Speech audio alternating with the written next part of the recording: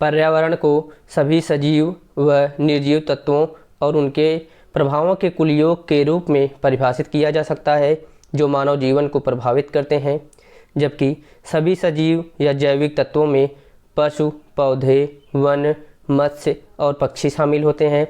सभी निर्जीव या अजैविक तत्वों में जल, वायु, मृदा, तापमान व हवा शामिल है।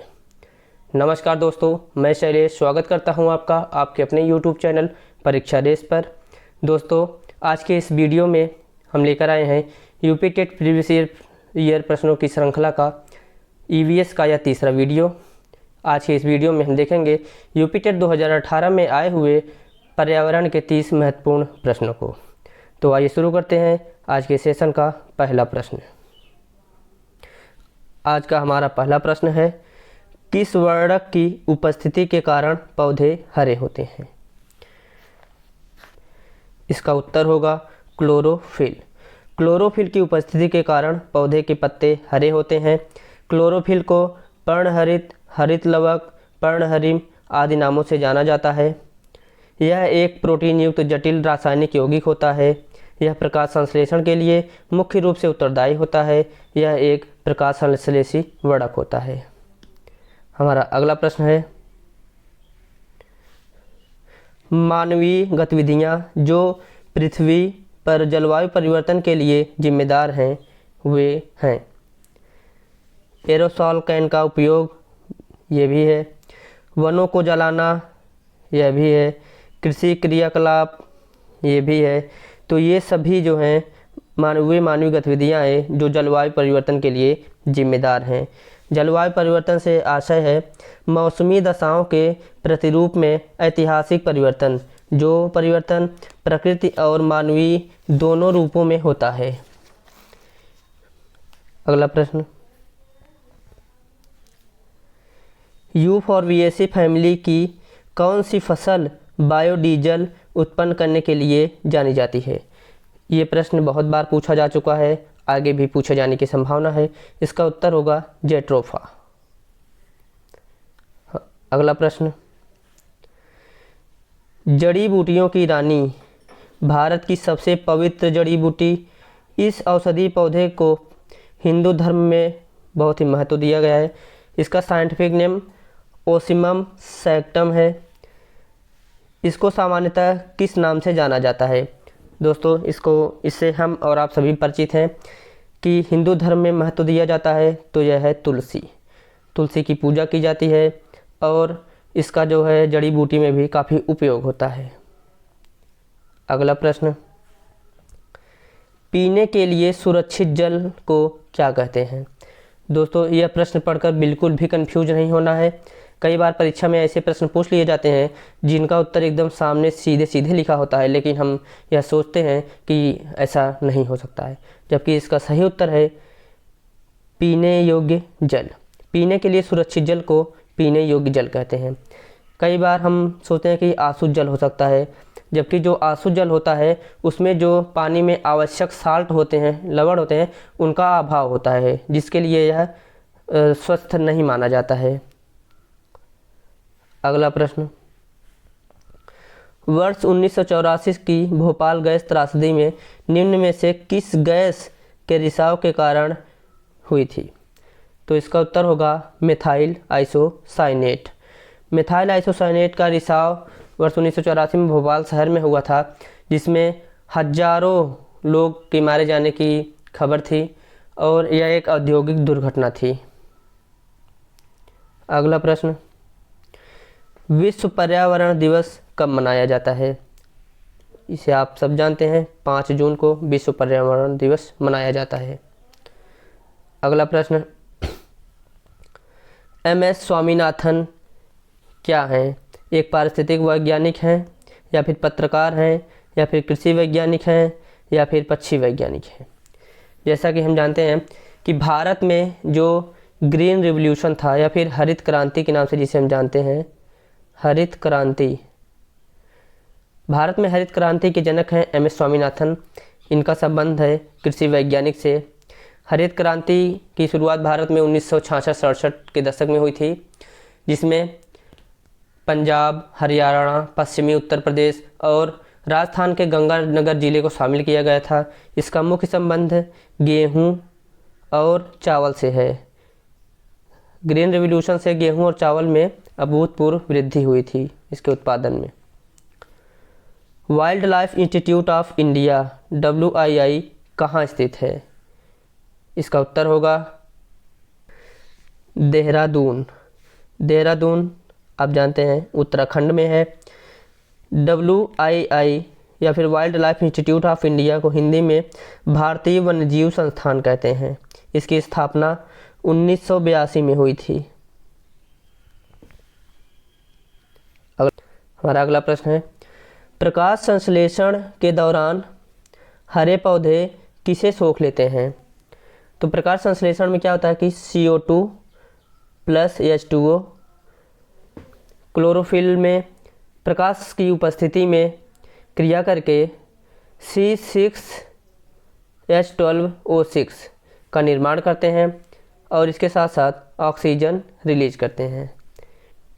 तो यहाँ पे इसका उत्तर होगा कार्बन डाइऑक्साइड। प्रकाश संश्लेषण की क्रिया में हरे पौधे कार्बन डाइऑक्साइड को सोख लेते हैं। अगला प्रश्न, अपशिष्ट उत्पादों को खाने वाले जीवों को क्या कहा जाता है? आप देखते हैं कि जो पारिस्थितिकी तंत्र होता है, एक होता है उत्पादक, फिर होता है उपभोक्ता, फिर होते हैं उसके अपघटक। अपघटक जो होते हैं वो मृतक भक्षी होते हैं, जो मृत जीव होते हैं उन्हें खाकर नष्ट करते हैं और इससे एक साइकिल का एक चेन जो होता है वो बना रहता है। इसका उत्तर मृतक भक्षी होगा। मृतक भक्षियों को पर्यावरण का सफाई कर्मी भी कहा जाता है, इसे आप ध्यान में रखेंगे। हमारा अगला प्रश्न है, तप्त भौम जल से किस प्रकार की ऊर्जा प्राप्त होती है? तप्त भौम जल से किस प्रकार की ऊर्जा प्राप्त होती है? तो इसका उत्तर होगा तापीय ऊर्जा।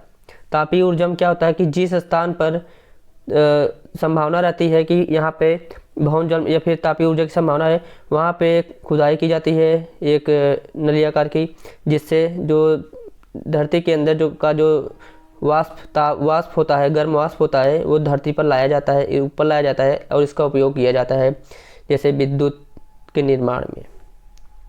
हमारा अगला प्रश्न है, 16 घास स्थल कहाँ पाए जाते हैं?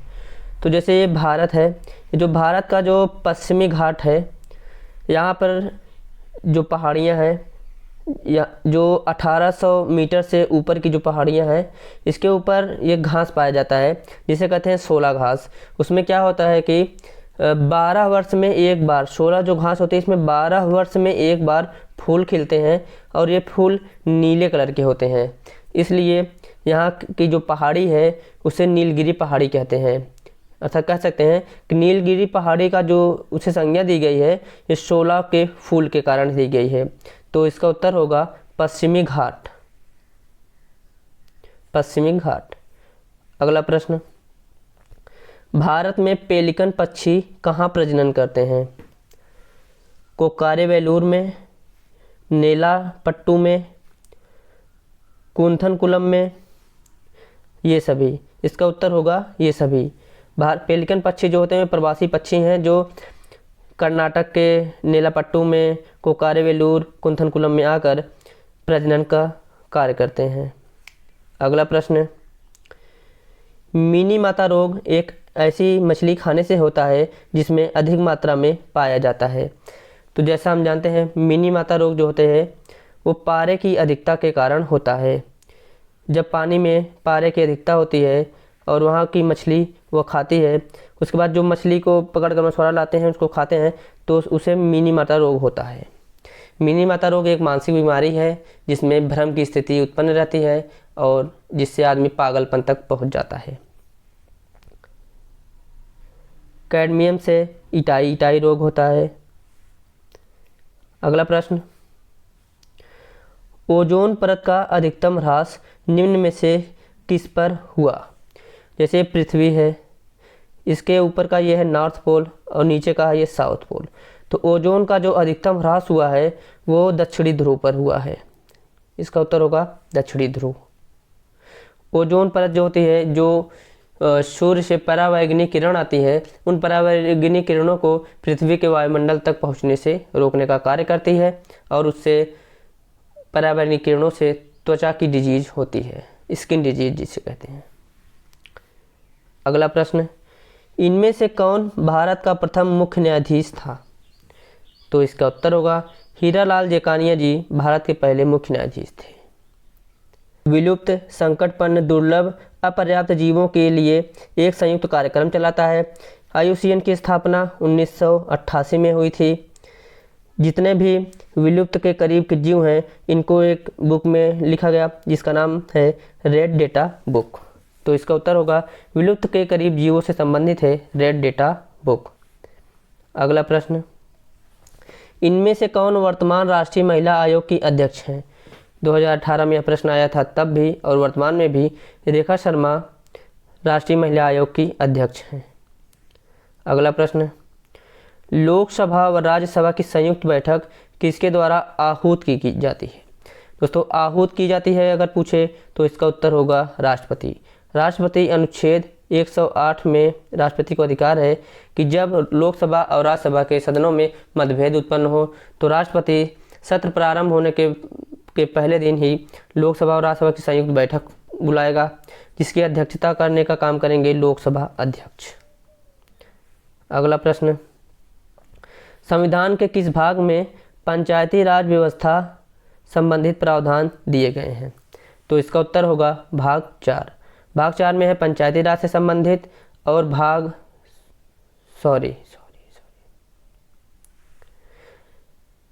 अगला प्रश्न, संविधान के किस भाग में पंचायती राज व्यवस्था संबंधित प्रावधान किए गए हैं? तो इसका उत्तर होगा भाग 9। भाग 9 में पंचायती राज व्यवस्था संबंधित, जबकि भाग 9 के अ में नगरीय राज व्यवस्था संबंधित प्रावधान किए गए हैं। पंचायती राज का संबंध 73वें संविधान संशोधन से है, जबकि नगरीय राज व्यवस्था का संबंध 74वां संविधान संशोधन से है। अगला प्रश्न, 74वें संविधान संशोधन का संबंध है, जैसा कि हमने ऊपर ही चर्चा किया है, कि शहरी स्थानीय स्वशासन से संबंधित है, जिसमें नगर पालिका, नगर परिषद और नगर निगम ये 3 स्तर पे बटा हुआ होता है। अगला प्रश्न, किस गैस के वर्षा के पानी में घुलने से वर्षा का पानी अम्लीय हो जाता है? जैसे वायुमंडल में उपस्थित होती है सल्फर डाइऑक्साइड गैस और वायुमंडल में उपस्थित नमी यानी H2O की उपस्थिति में दोनों क्रिया करके H2SO4 का निर्माण करते हैं, जो एक प्रबल अम्ल होता है जिसके मिलने के कारण अम्लीय वर्षा होती है। तो इसका उत्तर होगा सल्फर डाइऑक्साइड। हमारा अगला प्रश्न है, भारतीय संविधान में विधि का शासन विचार कहाँ से लिया गया है?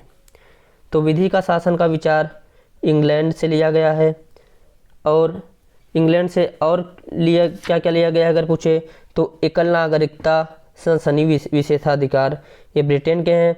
अगर अमेरिका से पूछ ले कि क्या लिया गया है तो प्रस्तावना, मौलिक अधिकार और संविधान की सर्वोच्चता, ये अमेरिका से है।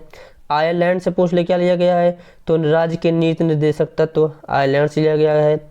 आपातकाल जो है वो जर्मनी से लिया गया है, आपातकाल का प्रावधान जर्मनी से लिया गया है। विधि द्वारा स्थापित प्रक्रिया जो है वो जापान से लिया गया है। और अगर पूछ ले कि मौलिक कर्तव्य तो रूस से लिया गया है। अगला प्रश्न, लोकसभा के चुनाव हेतु अधिसूचना कौन जारी करता है? दोस्तों चुनाव की अधिसूचना हमेशा भारत का निर्वाचन आयोग ही जारी करता है। अगला प्रश्न, लोकसभा की कार्यवाही की प्रथम घंटे को कहा जाता है? लोकसभा की जो कार्यवाही जब प्रारंभ होती है उसका पहला जो घंटा होता है वह होता है प्रश्नकाल। शून्यकाल 12 से 1 के बीच में होता है। अगला प्रश्न, वर्षा जल संग्रहण क्या है? वर्षा जल का जमाव और उसका भंडारण वर्षा जल संग्रहण होता है। इसमें क्या होता है, वर्षा के पानी को संग्रहित किया जाता है जिसका उपयोग उत्पादन संबंधित कार्यों में किया जाता है। अगला प्रश्न, भारतीय गैंडा कहाँ संरक्षित है?